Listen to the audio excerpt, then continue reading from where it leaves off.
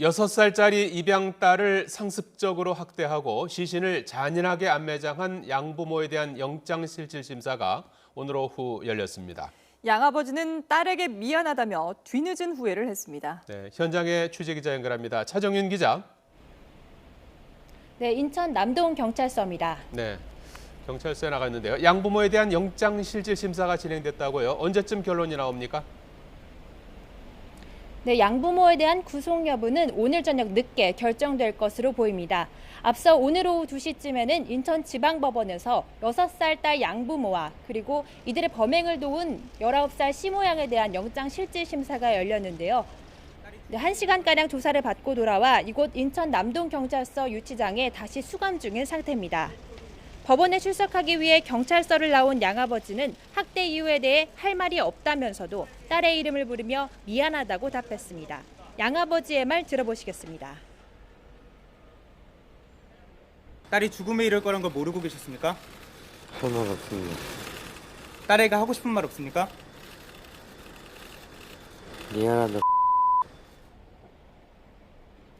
이들은 지난달 29일 경기도 포천의 자신의 아파트에서 6살 입양딸을 테이프로 묶어 17시간 내버려도 숨지게 한 혐의를 받고 있습니다. 아이가 숨지자 다음 날 경기도 포천에 있는 야산으로 시신을 옮겨 훼손한 뒤 묻은 것으로 조사됐습니다. 양부모는 인천 소래포구 축제장에서 아이를 잃어버렸다며 112에 신고해 범행을 은폐하려 하기도 했는데요. 경찰이 CCTV 수사를 통해 축제장에 갈 당시 아이가 없었던 점을 추궁하면서 결국 덜미가 잡혔습니다. 네, 경찰이 처음에는 살인 혐의 적용을 검토했었는데 양부모가 살인 혐의를 부인하고 있다면서요? 네, 그렇습니다. 이들은 시신을 훼손한 혐의는 인정했지만 살해 혐의에 대해서는 완강하게 부인하고 있습니다.